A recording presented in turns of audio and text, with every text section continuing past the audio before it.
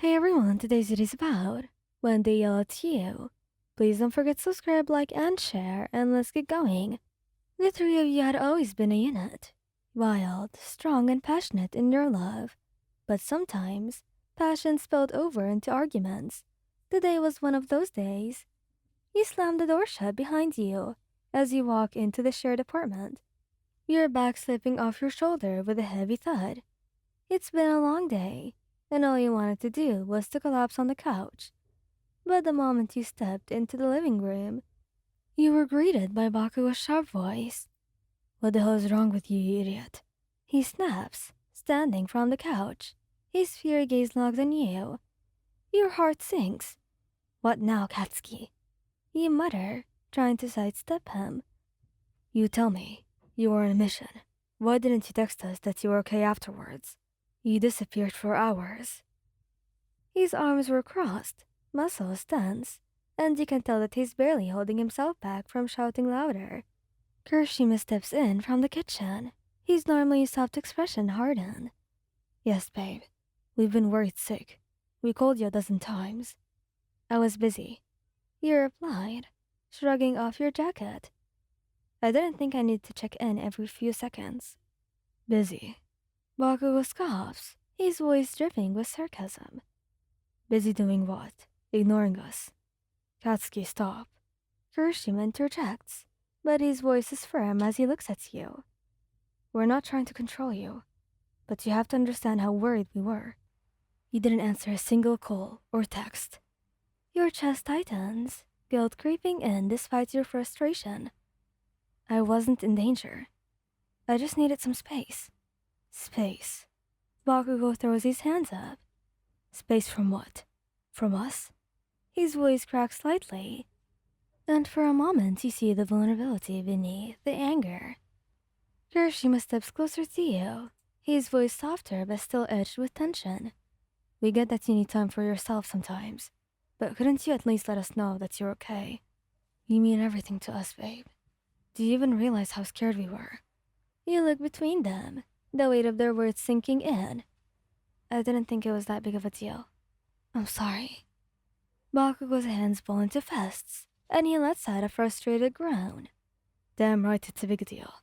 You're ours, and we're supposed to take care of each other. How can we do that when you just disappear?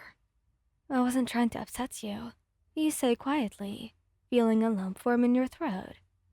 I just needed some time to think. About? Kirishima asked gently, his ruby eyes searching yours. You hesitate, your eyes dropping to the floor. About us, and about everything. It's overwhelming sometimes being with both of you. I love you both so much, but I felt like I was just losing myself. Their expressions shift immediately. Bakugo's scowl softens, and Kirishima's shoulders slump. You should have said something about this, Kirishima says after a long pause. We can't fix what we don't know, babe. I didn't know how to bring it up. You admit, your voice barely above whisper. You two are so perfect. And I felt like I've always been playing catch up, trying to keep up with you. Bakugo takes a step closer, his anger melting into something raw and honest. You're not playing catch up, dumbass. You're already perfect to us. Yes, Kirishima adds, his hand reaching out to cup your cheek. We love you for you, and if you're feeling overwhelmed, we want to help, not make it worse. Tears sting your eyes, and you let out a shaky breath. I'm sorry I scared you. I'll try to be better about communicating. Damn right you will. Bakugo grumbles, but his tone was softer now. He pulls you into a tight hug, his hands firm on your back. Don't ever pull that shit again. Kirishima wraps his arms around the both of you, his warmth grounding you. We've got your back, babe, always. For a moment, the three of you stay like that, tangled in each other's arms. The tension from earlier fades, replaced by the steady thrum of love and understanding. All right. Bakugo mutters, pulling back slightly. We're ordering takeout, and you're not lifting a damn finger tonight. You laugh softly, wiping your eyes. Fine. but only if we get extra dumplings. Done, Kirishima says with a grin, kissing your forehead. Anything for you. Later that evening, the three of you were sprawled out on the couch, a feast of takeout containers spread across the table. Bakugo was sitting in the middle, grumbling about the mess Kirishima was making with his sauce-covered hands, while you lean against Kirishima's shoulder, a blanket draped over your legs.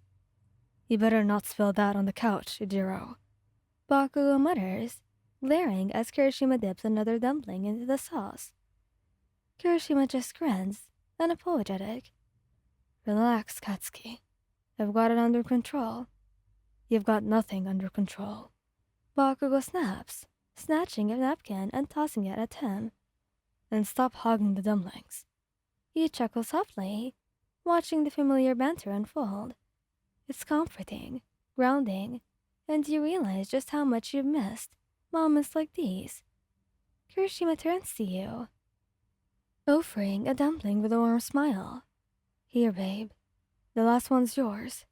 You accept it, feeling a warmth bloom in your chest. Thanks, Iji. Bakugo lets out a huff, crossing his arms. Don't think I'm going to start being nice today.